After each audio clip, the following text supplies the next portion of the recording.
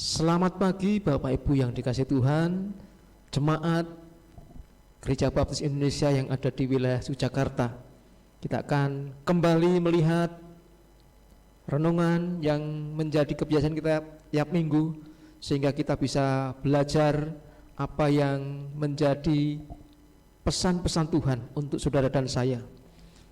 Pada bulan ini kita akan belajar bagaimana peristiwa Paskah, peristiwa menjelang Paskah, peristiwa di saat Yesus mengalami sebuah aniaya dan akhirnya harus mati di kayu salib.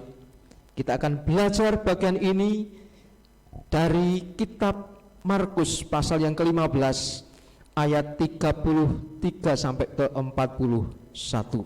Sebelumnya kita akan berdoa.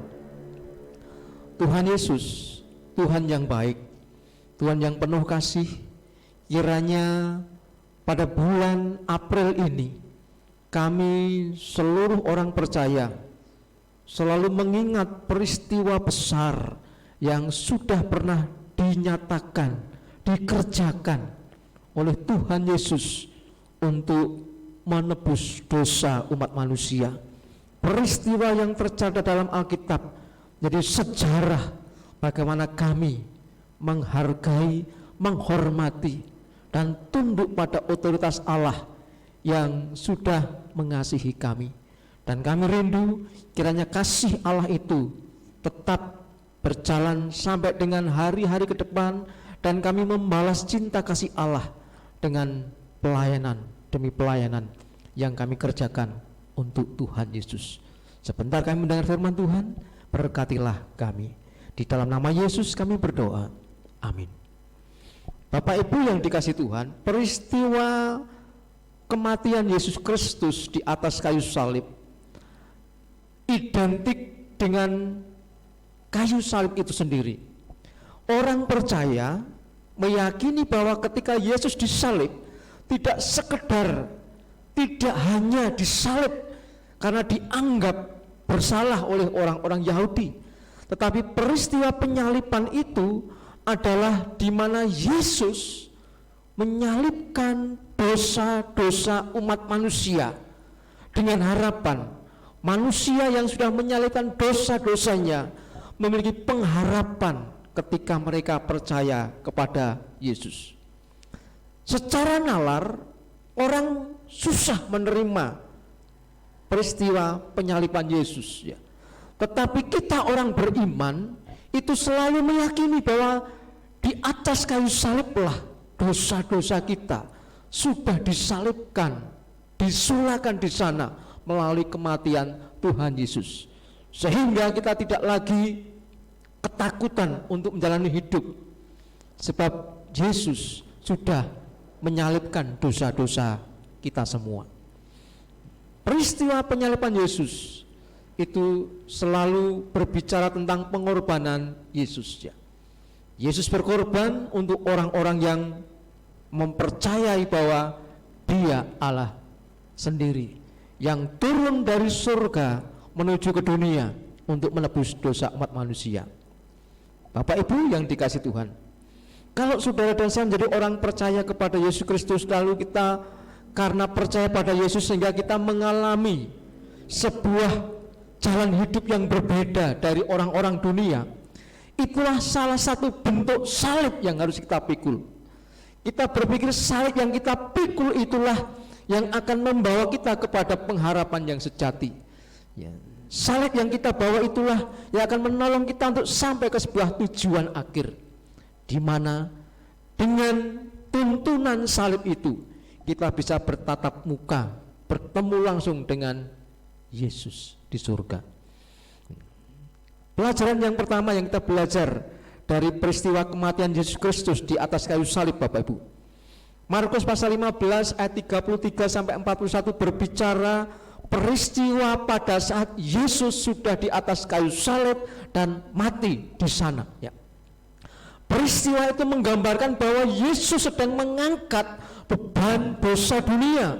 Yesus sedang menyalibkan dosa-dosa umat manusia. Yesus sedang menebus manusia yang berdosa dengan cara dia mengorbankan dirinya supaya manusia memiliki pengharapan kehidupannya. Fakta Alkitab, Bapak Ibu, Yesus adalah korban penebus dosa untuk umat manusia. Kejadian pasal 22 ayat 6 sampai ke 18. Kalau kita melihat sebentar dari peristiwa ini, Bapak Ibu, di mana kepercayaan Abraham diuji dengan dimintanya anak yang dikasihi, yaitu Ishak, untuk dikorbankan bagi Allah. Ini penggambaran bahwa Yesus Kristus itu adalah korban penebus dosa umat manusia. Kalau tidak ada Yesus Kristus, manusia tidak akan pernah memiliki pengharapan ketika hidup di dunia. Manusia yang berdosa, manusia yang penuh dengan kejahatan, manusia yang tidak pernah lepas dari kesalahan, mereka dirudung ketakutan, tidak ada pengharapan. Tetapi setelah datangnya Yesus, ada pengharapan bagi manusia. Saudara yang dikasihi Tuhan, pelajaran pertama yang kita belajar hari ini adalah Yesus mati di atas kayu salib. Alam ikut berduka atas kematian Yesus Kristus. Mari kita lihat Matius pasal yang ke-27 ayat yang ke-45 sampai yang ke-53, Bapak Ibu. Matius 27, ketika Yesus mati di atas kayu salib, alam ikut berduka. Kita menemukan di sana bahwa pada saat Yesus mati di atas kayu salib, itu tabir Allah terbelah menjadi dua dari atas ke bawah. Ada gempa bumi, terjadi gempa bumi, kuburan-kuburan terbuka, dan banyak orang yang kudus itu meninggalkan kuburan, bangkit. Artinya pada saat Yesus mati di atas kayu salib, alam ikut berduka. Tetapi duka cita alam waktu itu adalah sebuah peristiwa yang penuh dengan keajaiban. Bagaimana kubur-kubur orang kudus itu terbuka dan orang-orang kudus bangkit dari kematiannya. Yang pertama di situ, Bapak Ibu, kematian Yesus Kristus, alam ikut berduka. Ada kegelapan menyelimuti, gempa bumi, bukit-bukit terbelah, dan orang kudus meninggalkan kuburnya mengalami kebangkitan. Saudara yang dikasihi Tuhan, misteri kematian Yesus Kristus memberikan dampak bahwa orang-orang yang waktu itu hatinya tertutup untuk kabar keselamatan, dibuka hatinya oleh Yesus Kristus. Kita bisa menemukan dari Injil Markus tadi pada pasal yang ke-15, ketika Yesus mati, kepala pasukan yang berhadapan dengan Yesus hatinya terbuka dan berkata melalui mulutnya, sungguh orang ini adalah anak Allah.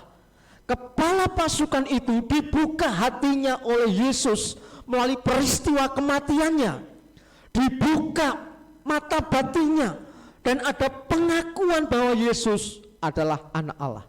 Yang tadinya dia bagian dari orang-orang yang menghujat Yesus, pada akhirnya dia menerima Yesus, mengatakan bahwa Yesus adalah anak Allah. Kalau mulutnya berkata seperti ini, artinya hati kepala pasukan ini juga mengakui bahwa Yesus adalah anak Allah.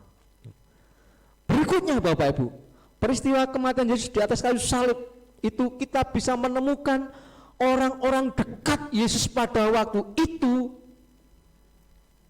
para murid, bahkan banyak perempuan yang berada di sekitar Yesus dalam pelayanan, karena orang-orang dari golongan rendah sampai golongan atas itu mendukung pelayanan Yesus.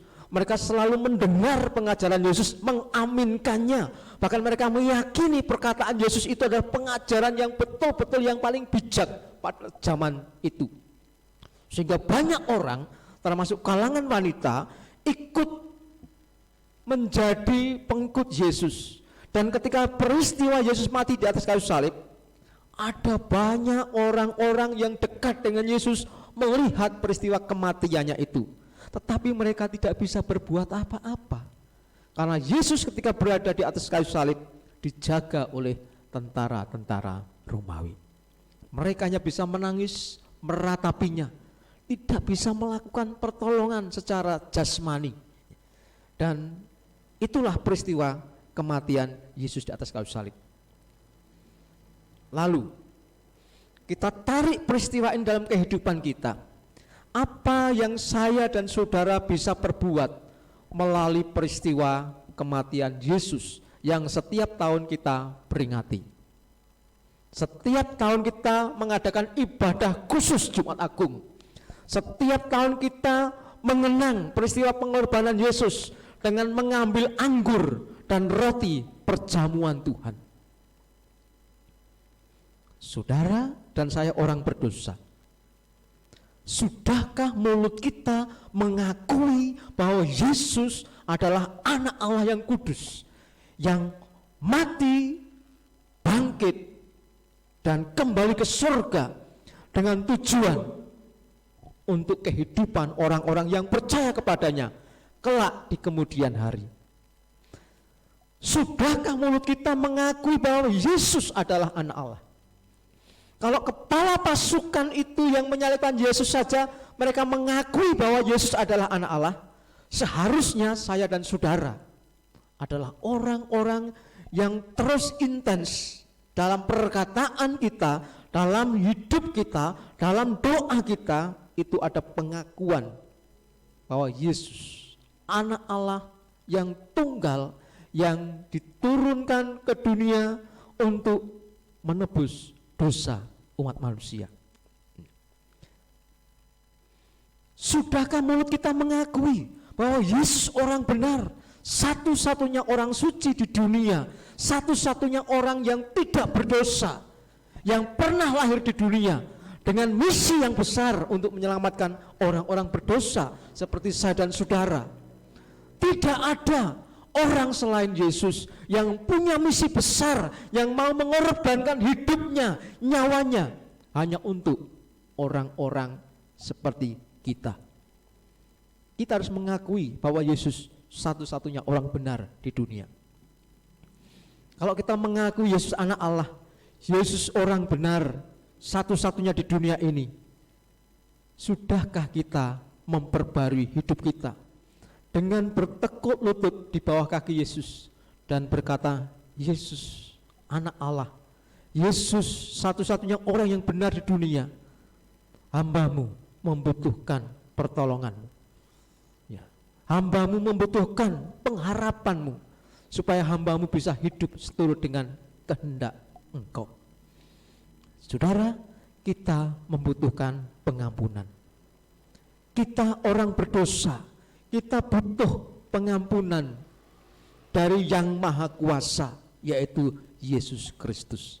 Dan satu-satunya pribadi yang bisa mengampuni dosa kita adalah Yesus.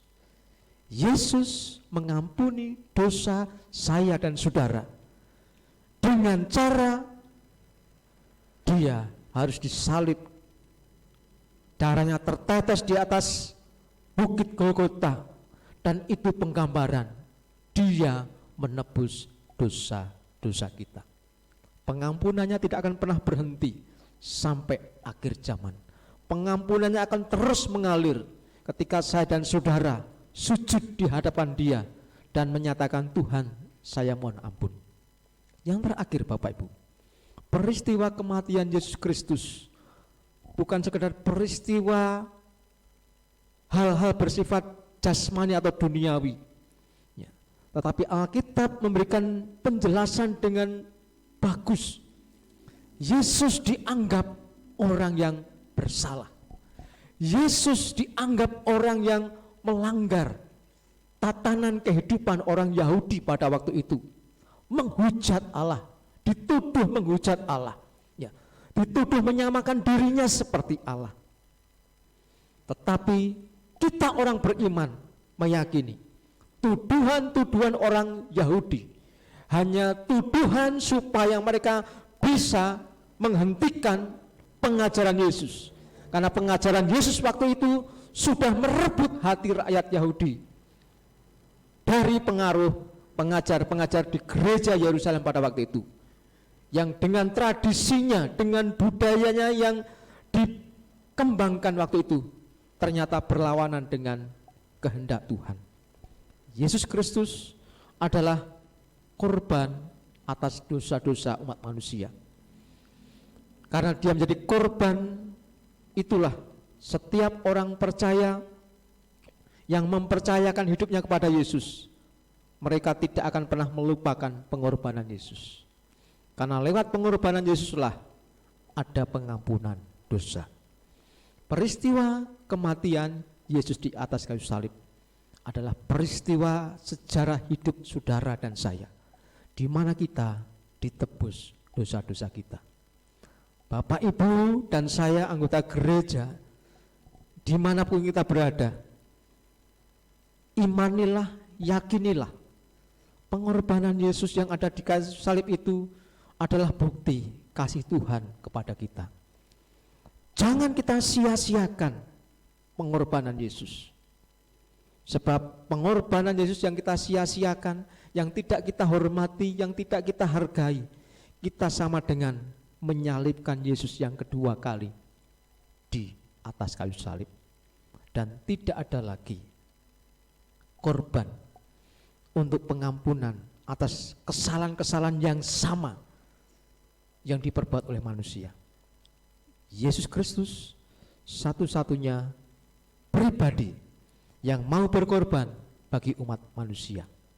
Saya mengajak Bapak Ibu anggota gereja, di bulan April ini mari kita merenung sebanyak-banyaknya, memikirkan, memahami tindakan-tindakan Yesus yang kita baca dalam Alkitab ini. Dan tindakan itu sebenarnya diarahkan untuk kita semua. Saudara dan saya ditebus dari kehidupan kita yang sia-sia dengan tetesan darah yang sangat mahal. Diberkatilah saudara dan saya yang pada bulan ini senantiasa menikmati bulan sukacita, bulan penuh pengampunan, di mana Tuhan Yesus disalibkan, mati di atas kayu salib untuk menebus dosa-dosa manusia, bangkit pada hari ketiga, lalu 40 hari kemudian naik ke surga dengan tujuan menyiapkan tempat bagi kita suatu saat. Kita akan berdoa. Terima kasih Tuhan Yesus, jikalau pada hari ini kami memperingati peristiwa kematian Tuhan Yesus Kristus di atas kayu salib. Kami rindu peristiwa ini memberikan kami sukacita, sebab dosa-dosa kami sudah ditebus oleh darah Tuhan Yesus, dibasuh, dibersihkan, sehingga hidup kami menjadi benar karena pengorbanan Yesus. Kami bersyukur sudah diampuni dosa-dosa kami. Kami bersyukur sudah diberikan pengharapan. Siapapun yang percaya kepada Yesus, siapapun yang mengaku dalam mulutnya Yesus adalah anak Allah, hidupnya sudah dipindahkan dari penghukuman kepada kehidupan yang kekal. Di dalam nama Yesus kami berdoa. Amin.